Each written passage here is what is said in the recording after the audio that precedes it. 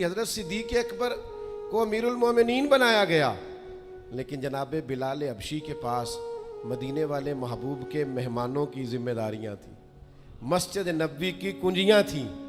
کمال ان کا بھی بڑا ہے اور کمال بلال حبشی کا بھی بڑا ہے, حالانکہ وہ تو مسجد میں جھاڑو دیتے تھے, خدمت کرتے تھے. تو آپ اللہ کی رضا پہ راضی رہیں, جہاں رب نے آپ کو رکھا ہے, جس مقام پہ رکھا ہے, وہاں آپ راضی رہیں. آپ کو اطمینان محسوس ہوگا, آپ سکون میں آ جائیں, دل میں ٹھنڈک محسوس کریں گے, پریشانیوں سے نکلیں گے. یہ حدیث دیکھیے امام غزالی نے لکھی ہے, نبی پاک صلی اللہ تعالیٰ علیہ وسلم کے پاس نا صحابہ کی ایک جماعت آئی. انہوں نے عرض کی, یا رسول اللہ صلی اللہ علیہ وسلم ہم ایماندار ہیں. تو حضور نے فرمایا, تمہارے ایمان کی نشانی کیا ہے؟ تم صاحب ایمان ہو تو دلیل کیا ہے؟ انہوں نے عرض کی, یا رسول اللہ, یہ ذرا دلیل سننا. عرض کرنے لگے, یا رسول اللہ مصیبت آئے تو صبر کرتے ہیں, نعمت ملے تو شکر کرتے ہیں, اور یا رسول اللہ رب جو فیصلے کر دے ہم اس پر راضی رہتے ہیں. حضور فرمانے لگے, کعبے کے رب کی قسم تو واقعی ایماندار لوگ ہو. اگر تم اللہ کے فیصلوں پہ راضی ہو, اگر تم نعمتوں پہ شاکر ہو, مصائب پر صابر ہو, تو تم واقعی مومن ہو. تو یہ یاد رکھیں اچھی طریقے سے کہ ہمیشہ اپنے آپ کو اپنے رب کے فیصلوں پہ راضی رکھیں. ہمیشہ کوشش کریں کہ مقدر سے شکوہ نہ کریں, تقدیر سے شکایت نہ کریں. جو ہمیں نہیں ملا اس کے بارے میں اپنی طبیعت کے اندر تڑپ اور طلب نہ پیدا کریں. بس جو فیصلہ رب نے کر دیا اس فیصلے پر ہمیشہ راضی رہیں. یہ کر کے دیکھیں. حضرت انس بن مالک رضی اللہ تعالیٰ عنہ فرماتے ہیں, ایک پوری جماعت جنت میں جائے گی لوگوں کی. فرشتے ان سے پوچھیں گے کہ میاں حساب دے آئے ہو؟ تو وہ کہیں گے, ہمیں تو کسی نے حساب پوچھا ہی نہیں. ان سے پوچھا جائے گا, پل صراط دیکھی ہے؟ کہیں گے نہیں, ہم نے تو نہیں دیکھی. ان سے پوچھا جائے گا کہ میزان عمل؟ تو انہوں نے کہا نہیں, بالکل نہیں. تو کہا, اچھا تم بڑے خاص لوگ ہو, دنیا میں کرتے کیا رہے ہو؟ تو کہیں گے کرتے کچھ بھی نہیں تھے, رب کے فیصلوں پہ راضی رہتے تھے. اور طبرانی میں ایک روایت ایسی بھی موجود ہے کہ حضور فرماتے ہیں, رب کہتا ہے جس نے میرے فیصلوں پہ راضی نہیں رہنا وہ رب کوئی اور ڈھونڈ لے. اگر تم میرے فیصلے پہ راضی ہی نہیں ہو, او بھائی میں اپنے ادارے کا سربراہ ہوں, جو میرا فیصلہ نہیں مانے گا وہ نکلے گا ادارے سے. میں اپنی جماعت اور تنظیم کے تعلق سے کوشش کروں گا کہ امیر کی اطاعت کا سبق دوں. اگر کوئی نظم و ضبط درست نہیں کرے گا, یہ ایک حال ہے یہاں کے جو مینجمنٹ کے کام ہیں, معاملات ہیں, ایک سربراہ آپ نے بنایا ہوتا ہے, اب اس کی اگر بات نہیں مانے گا کوئی ورکر, کوئی کام کرنے والا, تو یقیناً وہ کہیں گے کہ میاں آپ بات نہیں مان رہے, تمہارا نظم و ضبط خراب ہوتا ہے. لہذا اگر آپ نے ہمارے نظم کے اندر نہیں رہنا تو آپ نکل جائیں. تو اللہ کے فیصلوں کو جو لوگ تسلیم نہیں کرتے, اللہ کے فیصلوں کو جو لوگ تسلیم نہیں کرتے, یقیناً وہ کمزور ہو جاتے. آج بڑے لوگ ہیں جو وظیفے پوچھتے ہیں, اللہ کیسے راضی ہوگا؟ بتاؤں وظیفہ آپ کو. امام غزالی لکھتے ہیں کہ حضرت موسیٰ کلیم علیہ السلام نے اللہ کے حضور عرض کیا, مالک میری قوم پوچھتی ہے تو کیسے راضی ہوگا, ہم تجھے راضی کرنا چاہتے ہیں تو کیسے راضی ہوگا؟ تو حضرت موسیٰ علیہ السلام سے رب کریم نے فرمایا, ان سے جا کے کہہ دو کہ مجھ سے راضی ہو جائے, میں بھی ان سے راضی ہو جاؤں. یہ اپنے رب سے راضی رہیں, جو رب ان کے لیے فیصلہ کرے. وہ حضرت سفیان ثوری دعا مانگ رہے تھے نا, یا اللہ راضی ہو جا, یا اللہ راضی ہو جا, یا اللہ راضی ہو جا. تو حضرت رابعہ بصریہ رحمۃ اللہ علیہا بھی پردے کے پیچھے بیٹھی تھیں. تو جب انہوں نے بہت زیادہ اس دعا پر اصرار کیا نا, یا اللہ راضی ہو جا, تو پردے کے پیچھے سے بول پڑی, کہنے لگی سفیان اب کچھ اور نہ مانگے اللہ سے, آگے نہ چلے. جناب سفیان کہنے لگے میں دعا ہی کر رہا ہوں کہ یا اللہ تو راضی ہو جا. تو فرمانے لگی پہلے اپنے دل پہ ہاتھ رکھ کے بتائیں آپ اللہ سے راضی ہیں؟ آپ تو کہتے ہیں یہ ہے تو یہ نہیں ہے, کبھی یہ بھی مل جائے نا. اگر آپ ناراض نہ ہوں تو پہلے خیال تھا ایک سواری مل جائے, چاہے موٹر سائیکل ہی ہو, مل گئی. اب بڑے پریشانی ہوتی ہے, کبھی 4 ٹائروں والی ہوتی نا, وہ بھی مل گئی, دے دی, طلب ہی یہ تھی. اب خیال آتا ہے کبھی تھوڑی سی بڑی مل جائے نا, وہ بھی مل گئی. اب جن کی ذرا گاڑیاں اونچی ہیں, ٹائر چوڑے ہیں, وہ پریشان کرتے ہیں, تو بندہ تو روک ہی نہیں رہا کہیں. تو حضرت کلیم سے رب نے فرمایا ان سے کہو مجھ سے راضی ہو جائے، میں بھی ان سے راضی ہو جاؤں۔ لیکن ہماری طبیعت کی بے چینی، ہمارے مزاج کی بے قراری، ہمارے لب و لہجے کا وہ عالم کہ ہم خوش نہیں ہوتے۔ ڈھیر سارے لوگ ہیں، آپ کچھ بھی کر لیں، کچھ بھی گھر میں لے آئیں، کچھ بھی ہو جائے، کتنی بھی نعمت مل جائے، ان کا مزاج اس طرح کا بن جاتا ہے، خوش نہیں۔ میں اکثر دوستوں سے کہتا ہوں کہ بعض دوست ایسے ہیں جن کا انداز اس طرح کا ہے کہ ان کو کوئی بھی نعمت مل جائے تو ان کی طبیعت سکون پذیر نہیں ہوتی۔ حضرت عبداللہ ابن عمر رضی اللہ تعالیٰ عنہ صحابہ میں سے بڑے صالح آدمی ہیں، نیک آدمی ہیں، حضرت عمر کے صاحبزادے ہیں، اور اللہ کے حبیب علیہ السلام نے فرمایا یہ بڑے نیک ہیں۔ تو سیدنا عبداللہ ابن عمر رضی اللہ تعالیٰ عنہ کے ایک صاحبزادے بیمار تھے۔ یہ جو بچے بیمار ہوں یا کسی تکلیف میں ہوں تو یہ ماں باپ کو بڑا بے چین کر دیتے ہیں۔ اپنی بھوک بھی بندہ سہ لیتا ہے، اپنی بیماری اور تکلیف بھی سہ لیتا ہے، لیکن اگر اولاد کسی آزمائش کا شکار ہو جائے، پریشانی کا شکار ہو جائے تو انسان بڑی تکلیف میں آ جاتا ہے۔ حضرت عبداللہ ابن عمر رضی اللہ تعالیٰ عنہ بڑے پریشان تھے اپنے بیٹے کو لے کر، اور جو ان کے قریبی لوگ تھے وہ محسوس کرتے تھے کہ شدید ذہنی اضطراب میں مبتلا ہیں سیدنا عبداللہ ابن عمر۔ اللہ کا فیصلہ کرم آیا اور ان کے صاحبزادے کا وصال ہو گیا۔ جب ان کے صاحبزادے وصال کر گئے نا تو ظاہر ہے کہ بیماری سے بڑا غم تو صاحبزادے کا انتقال کر جانا ہے۔ تو جنازے کے لیے جو لوگ آئے اور اس کے بعد جو تعزیت کے لیے لوگ آئے وہ کہتے ہیں ہم نے جناب عبداللہ ابن عمر کو بڑا مطمئن دیکھا، ہم نے دیکھا کہ بیٹے کے انتقال کے بعد ان کی طبیعت میں ایک ٹھہراؤ آ گیا، اور آنے جانے والوں کو بڑے اطمینان سے، بڑی محبت سے ملتے، ان کا انداز بڑا منفرد ہو گیا۔ ایک صاحب نے پوچھ ہی لیا کہ جناب آپ پہلے بڑے بے چین تھے، اب آپ کی طبیعت میں بڑا ٹھہراؤ آ گیا، وجہ کیا ہے؟ تو حضرت عبداللہ ابن عمر فرمانے لگے جب تک وہ بیمار تھا میری ذمہ داری تھا اور میں بے چین تھا، فرمایا میرے رب کا فیصلہ کرم آ گیا ہے اور وہ میرے رب کے حضور حاضر ہو گیا ہے۔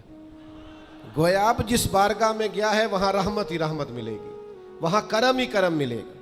اب میں مطمئن ہو گیا ہوں کہ اللہ کی رحمتیں قبر میں اس کا استقبال کریں گے۔ جب تک میری ڈیوٹی تھی تو میں پریشان تھا، بے چین تھا، بے قرار تھا، اب تو حاضر بارگاہ ہو گیا اور میں اپنے رب کی رضا پہ راضی ہوں۔ جب تک اللہ نے چاہا بیٹا میرے پاس رہا، اور جب اللہ نے چاہا اللہ نے اسے اپنی بارگاہ میں بلا لیا۔ میرے بھائیوں یاد رکھیے گا، ہمیشہ اس بات کو اپنے ذہن میں بٹھائیے گا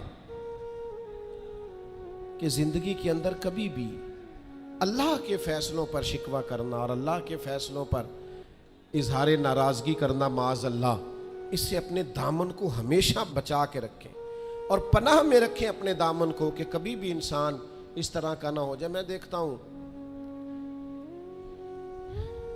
شدید بے چینی یہ ہمارے ماحول میں، اللہ تعالیٰ معاف فرمائے، جو لوگوں سے شدید ایک دوسرے سے ہماری طبیعتیں کھنچ جاتی ہیں اور تناؤ اور کھچاؤ پیدا ہو جاتا ہے، اور پھر لوگ ڈپریشن میں چلے جاتے ہیں، حتیٰ کہ بعض لوگ معاذ اللہ انتہائی قدم اٹھاتے ہیں، خودکشی کی طرف بڑھ جاتے ہیں۔ اور بڑے بڑے پڑھے لکھے لوگوں کا ہم ایسا رجحان دیکھتے ہیں کہ وہ عجیب پریشانی کن گفتگو کرتے ہیں، بس اس کا ارادہ تھا ملک سے باہر جانے کا اور وہ حالات سازگار نہیں ہوئے، کسی وجہ سے نہیں جا سکا، تو بھئی سارے لوگ نہیں جا پاتے۔ آپ ڈھیر سارے لوگوں سے پوچھ لیجئے گا کہ وہ زندگی میں کچھ اور کرنا چاہتے تھے لیکن اللہ کا ارادہ کرم ان کے لیے کچھ اور تھا۔ اور یہ ایک ایسی اللہ کی توحید کی علامت ہے کہ مولا علی شیر خدا فرماتے میں نے اسی سے تو رب کو پہچانا ہے کہ جو میں کرنا چاہتا تھا وہ نہیں ہوا بلکہ وہ ہوا جو میرا رب چاہتا تھا۔ فرماتے میں نے کسی کام کے لیے سارے اسباب جمع کر لیے، جب نہیں ہوا تو میں سمجھ گیا یہ کرنا میرے اللہ نے۔ تو میرے عزیز یہ تو اللہ کی بہت بڑی اس کے ہونے کی علامت ہے کہ آپ اس کی رضا پہ راضی رہیں۔ حضرت ابن وقاص رضی اللہ تعالیٰ عنہ بڑے مستجاب الدعوات تھے، جو دعا مانگتے تھے قبول ہو جاتی تھی، اللہ کا ان پر خاص انعام تھا۔ اور یہ بات بڑی مشہور ہو گئی، دور دور سے لوگ ان کے پاس دعائیں کرانے آتے، خود وہ نابینا تھے، بینائی نہیں تھی۔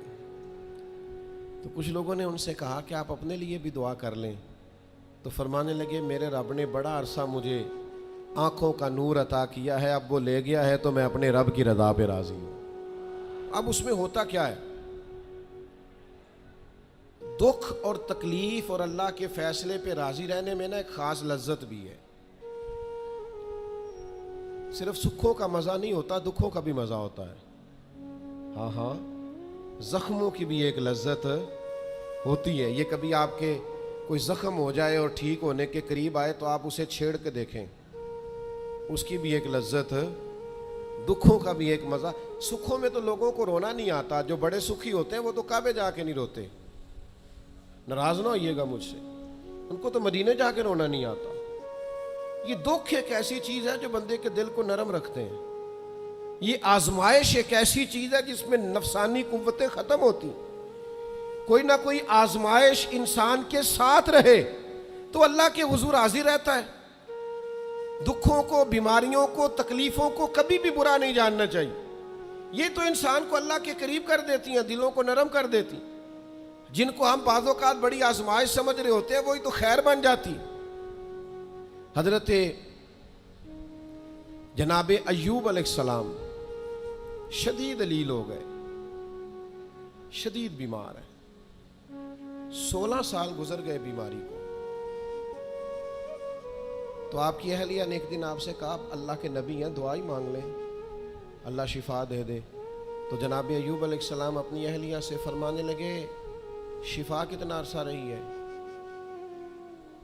انہوں نے کہا 60 سال۔ فرمایا بیماری کو کتنا عرصہ ہوا؟ کہا 16 سال۔ فرمانے لگے ذرا بیماری کو بھی 60 ہو لینے دے، پھر دعا مانگ لیں گے، ہو لینے دے ذرا 60 سال۔ اللہ کی رضا پہ راضی رہنے کا فیصلہ کیا۔ آپ کی زبان مبارک سے یہ جملے نکلے کہ 60 سال ہو جائیں گے تو کر لوں گا دعا، اللہ تعالیٰ نے اسی وقت شفا عطا فرما دی، ٹھیک ہو گئے جناب ایوب۔ کچھ دن گزرے نا تو آپ کی اہلیہ نے ایک سوال پوچھا، کہنے لگی ایوب یہ بتائیے آپ نے بیماری بھی دیکھی، شفا بھی دیکھی، بیماری ٹھیک تھی کہ شفا؟ تو آپ فرمانے لگے سارے دن ہی اللہ کے ہیں، جس حال میں رکھے ٹھیک ہے۔ وصل اچھا ہے نہ فراق اچھا ہے، یار جس حال میں رکھے وہی حال اچھا ہے، میں سارے دن اس کے ہیں۔ لیکن فرمانے لگے اگر تم مجھ سے پوچھو نا میری ذاتی رائے تو بیماری بڑی اچھی تھی۔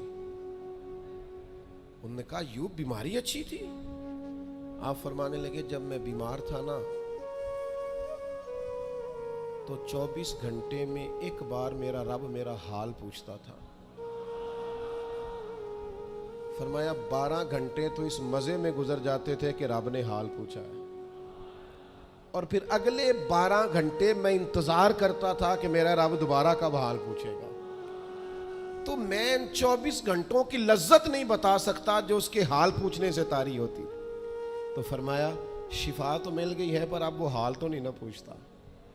اب وہ میرے بھائی اس بیماری میں جو لذتیں ہیں، جو کرم نوازیاں ہیں، جو رحمتیں، ان کو بھی تو دیکھیں، اپنے کریم رب کی رضا پہ راضی تو رہے۔ خبر مشہور ہو گئی تھی امام حسین شہید ہو جائیں گے، نبی کریم علیہ السلام نے بھی یہ خبر ارشاد فرمائی، پتہ مولا علی کو بھی تھا، سیدہ پاک بھی جانتی تھی، امام حسین بھی جانتے تھے۔ یہ خبریں رہی ہیں نا، حضرت صدیق اکبر کھڑے ہیں، جناب عمر کھڑے ہیں، حضرت عثمان کھڑے ہیں احد پہاڑ پر، تو پہاڑ ہلنے لگا۔ آپ دیکھیے نا صحیح حدیث میں موجود ہے، تو نبی کریم علیہ السلام نے فرمایا پہاڑ ٹھہر جا، تیرے اوپر ایک نبی، ایک صدیق اور 2 شہید کھڑے ہیں۔ تو حضور نے بتا دیا نا کہ جناب عمر بھی شہید ہوں گے، جناب عثمان بھی شہید ہوں گے، لیکن کیا ایک دفعہ بھی حضور نے یہ دعا مانگی کہ اللہ انہیں شہادت سے بچا؟ معاذ اللہ کوئی دعا مانگی کہ یہ شہید نہ ہو، قتل نہ کیے جائیں؟ یہ تو سعادت ہے۔ امام حسین کو پتہ ہے، مولا علی کو پتہ ہے، سیدہ فاطمہ کو پتہ ہے، یہ خبر مشہور ہے، یہ شہید ہو جائیں گے، اور یہ بھی پتہ ہے کہ آزمائشیں آئیں گی، لیکن کسی نے بھی یہ دعا نہیں مانگی اللہ انہیں آزمائشوں سے بچا۔ جس نے بھی دعا مانگی ہے یہی مانگی، اللہ صبر بھی عطا فرما اور استقامت بھی عطا فرما۔ اس بات کو سمجھیں آپ کہ آپ بچے کو اگر ڈرائیں گے نا امتحان خطرناک ہوتے ہیں، امتحان نہیں دینے، تو وہ تو کسی جگہ کامیاب نہیں ہوگا. اس کو امتحان کا خوف نہ دلائیں، اس کی تیاری کرائیں، اس کی ذہن سازی کریں کہ امتحان دینا ہے، اس کو یہ شعور دیں کہ بیٹا کامیاب ہونا ہے. ہم نے ڈرا دیا ہے بچوں کو، ہم نے انہیں اس طرح کا بنا دیا ہے کہ وہ سہمے رہتے ہیں، پتہ نہیں کیا ہو جائے گا. ہزاروں سینکڑوں لوگوں کو روز جی ٹی روڈ سے گزرنا پڑتا ہے، لاکھوں کروڑوں لوگ گزرتے ہوں گے. اللہ معاف کرے کہ سب کا ایکسیڈنٹ تو نہیں نہ ہو جاتا. تو اگر آپ بچوں کو چھپاتے پھریں کہ روڈ پہ نہیں چڑھنا، بھائی انہیں آپ گاڑی صحیح چلانی سکھائیں، عمر کے مطابق ان کو سواری دیں، ان کی ٹریننگ صحیح کرائیں، انہیں کہیں کہ یہ ٹریفک کے قوانین ہیں ان کی پابندی کرو، لیکن انہیں یہ خوف نہ دلائیں کہ روڈ پہ نہیں جانا.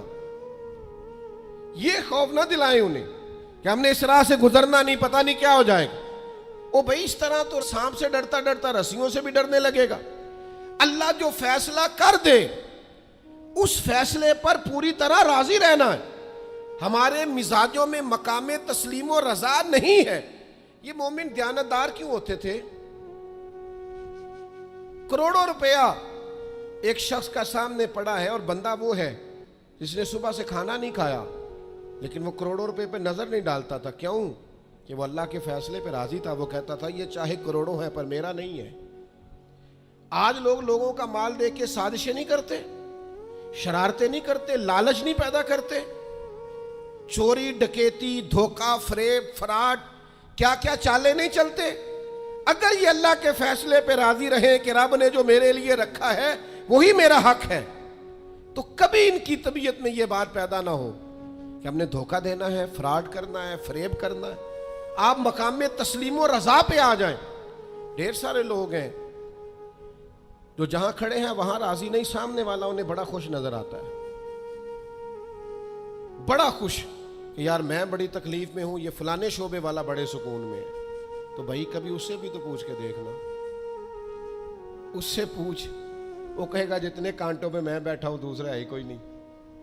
ہم جو کام کر رہے ہوتے ہیں نا اس کام کا مزہ نہیں لیتے، ہمیں وہ کرنا ہے جو سامنے والا کر رہا ہے.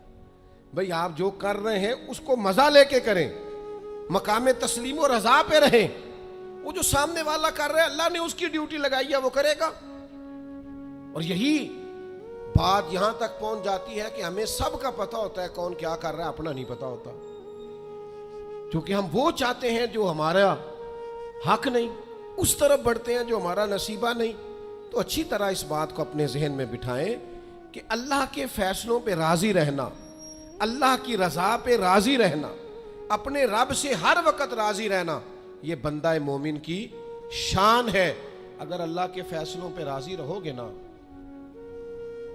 تو زندگی میں اتنا سکون آ جائے گا، اتنا اطمینان آ جائے گا، لہجوں میں اتنا ٹھہراؤ آ جائے گا. آپ کو محسوس ہوگا کہ آپ کی شخصیت سنجیدہ ہو گئی ہے، وزادار ہو گئی ہے. آپ کے مزاج کے اندر ایک اللہ تعالیٰ نے خاص کمالات رکھ دیے. لیکن اگر آپ یہ نہیں کریں گے، اللہ کے فیصلوں پہ راضی نہیں رہیں گے، تو پھر آپ نتیجہ اس کا دیکھ لیجئے گا. ہر وقت کی بے چینی، بے قراری، الجھاؤ اور طبیعت کے اندر اضطراب یہ آپ کو بے چین رکھے گا. ہم اپنی زندگی میں اگر تھوڑا سا یہ والا فیصلہ لے آئیں، آپ دیکھیں نا، انداز دیکھیں. 14 لوگ شہید ہو گئے تھے بدر میں، ان میں سے تو کوئی کسی صوبے کا گورنر نہیں بنا. انہوں نے تو مکہ کو فتح ہوتے نہیں دیکھا، انہوں نے تو روم کو، یمن کو، شام کو فتح ہوتے نہیں دیکھا. لیکن یاد رکھیے گا ان 14 لوگوں کا خون بنیاد بنا تھا کہ اللہ نے اسلام کو طاقتیں اور قوتیں عطا فرمائی. وہ اللہ کے فیصلوں پہ راضی تھے کہ آپ نے یہاں جان دینی ہے، انہوں نے پیش کی. بعد میں عروج آیا، کمال آیا، اذا جاء نصر اللہ والفتح، اللہ نے مدد کی، فتح آ گئی. لیکن ان لوگوں نے اس وقت یہ فیصلہ کیا کہ ہمیں اللہ کی رضا کے لیے ڈٹنا ہے، کھڑے ہونا ہے. تو سب لوگ، میں اکثر کہتا ہوں یہ تحریک ختم نبوت پر لوگ کلام کرتے ہیں تو قائدین کا، علماء کا نام لیتے ہیں. میں کہتا ہوں بالکل ٹھیک ہے، ان لوگوں نے بڑی خدمات سر انجام دی، لیکن جو ان کے پیچھے لوگ تھے جو کوششیں کرتے رہے جو عوامی طاقت تھی ان سب کی ہمتیں بھی شامل ہیں. میں الحمدللہ آیا ہوں یہاں اور سیدھا آ کے بیان کر کے نکل کے جا رہا ہوں, تو یہ سارا کچھ میری کاوش نہیں ہے. یہ تو جو لوگ آدھی رات کو سڑک پہ پوسٹر لگاتے رہے, دن کو یہاں آتے رہے, رات جاگتے رہے, محنت کرتے رہے, پریشان ہوتے رہے, الجھتے رہے, یہ تو ان لوگوں کی کاوش ہے, یہ ان لوگوں کا کمال ہے. ہم سمجھتے نہیں اس چیز کو. جب تک آپ اپنے مزاج میں ٹھہراؤ نہیں لاتے اور چھوڑ دیں دوسروں کا کام اپنے کھاتے میں ڈالنا, یہ بھی میرا ہے, یہ بھی میرا ہے, یہ بھی میں نے کیا, یہ بھی میں, اس سے بھی بے چینی پیدا ہوتی ہے. ہم نے جو کیا ہے ہم اس حد تک رہیں اور اللہ تبارک و تعالیٰ کے فیصلے پر سر تسلیم خم کریں. یقین کرو اللہ کا فیصلہ کیسے ماننا ہے, اس کی اگر کسی نے صحیح تصویر دیکھنی ہے تو واقعہ کربلا کو دیکھیں. یعنی کائنات کے وہ لوگ جن کا خاندان بھی سب سے اونچا ہے, حسب بھی سب سے اونچا, نسب بھی سب سے اونچا, کمال بھی سب سے اونچا, وزاداری بھی سب سے اونچی, علم, فضل, شہرت, عزت, وقار, شرافت, نجابت, ہر چیز میں وراء الورا ہے, لیکن ان کی کیفیت میرے عزیز یہ ہے کہ امام علی مقام کے سامنے ان کی ساری اولاد شہید ہو گئی. یہاں نا اس اتنے بڑے مجمع میں کسی کی کٹی ہوئی انگلی پھینک دی جائے نا, انگلی کا ٹکڑا انسانی انگلی کا, تو لوگ خوف سے بھاگ جائیں. ہم باتیں سن لیتے ہیں, کر لیتے ہیں, ہم سمجھتے نہیں کہ یہ کتنا عجیب منظر ہے. آپ یہ بات سمجھ سکتے ہیں کہ حضرت عباس کے بازو کٹے, پورے بازو کاٹ ڈالے گئے تو کیسا منظر ہوگا. اور امام حسین کا سر کاٹ کے نیزے پہ لگا دیا گیا, باقی جسم اتھر کربلا میں پڑا ہے, اور سر بھیج دیا گیا دمشق میں, تو کیسی منظر کشی ہوگی. لیکن امام حسین سے لے کر جناب زینب تک اور امام حسین سے لے کر امام زین العابدین تک آپ کو جو بندہ بھی ملے گا رب کی رضا پہ راضی ملے گا. کسی جگہ وہ شکوہ کرتے نظر نہیں آتے. وہ سمجھتے ہیں یہ ہمارے رب کی مرضی, ہم اس پہ راضی ہیں. جب تک نانا کے کندھوں پہ تھے تب بھی راضی ہیں, اور جب گھوڑے کی پشت پہ ہیں تب بھی راضی ہیں, اور جب مدینے سے پردیسی ہو کے نکل رہے ہیں پھر بھی راضی ہیں, اور جب سر کاٹ کے نیزے پہ لگا دیے گئے ہیں تب بھی راضی ہیں. ہر حال میں اللہ کی رضا پہ راضی. رضی اللہ عنہم ورضوا عنہ, وہ اللہ سے راضی ہیں اور اللہ ان سے راضی ہے. کوشش کرنی ہے کہ اپنے بچوں کو واقعہ کربلا اس انداز میں سنایا جائے کہ ان کے اندر جرت پیدا ہو, جرت اظہار پیدا ہو, حق کا جذبہ پیدا ہو. امام حسین کی شہادت اس لہجے میں کبھی نہ سنیں نہ بیان کریں کہ جس سے کوئی کمزوری اپنی طبیعت میں پیدا ہو. امام علی مقام رضی اللہ تعالیٰ عنہ کا نام جرت کی علامت. امام حسین کا تو کسی نے کہا تھا سناؤ اپنے بچوں کو کہانی خیبر و خندق کی, علی کی بات سن کر دلوں سے ڈر نکلتے ہیں. خوف دور ہوتا ہے مولا علی کی باتیں سن کر. تو اپنے دلوں کے اندر یہ جذبہ اپنے بچوں کو لائیں. اور پھر میں آپ کی خدمت میں ایک آخری بات یہ بھی عرض کروں گا جسے کبھی نہ بھلائیے گا. سیدنا امام حسین رضی اللہ تعالیٰ عنہ کی زندگی کا یہ خوبصورت پہلو آپ نے کبھی نہیں بھلانا, کبھی نہیں چھوڑنا کہ حق کے رستے میں آپ اکیلے بھی ہوں, آپ کے پیچھے لاکھوں ہزاروں لوگ نہ بھی ہوں, تو حق پھر بھی حق ہوتا ہے. ہمیشہ کثرت جو ہوتی ہے وہ صداقت کی دلیل نہیں ہوتی. ہم نہ سیاسی بیان بازی کرتے ہیں کہ جو سودا مارکیٹ میں بکتا ہے وہی بیان ہم بھی دے دیتے ہیں, حق نہیں بولتے. ہم تو اپنے گھر میں حق نہیں کہتے, اپنے محکمے میں حق اور سچ نہیں کہتے, اپنے عزیزوں میں سچی بات نہیں کرتے. کیوں کہ ہم ہر طرح سے ڈپلومیس ہوتے ہیں کہ میں لوگوں کی گڈ بک میں رہوں.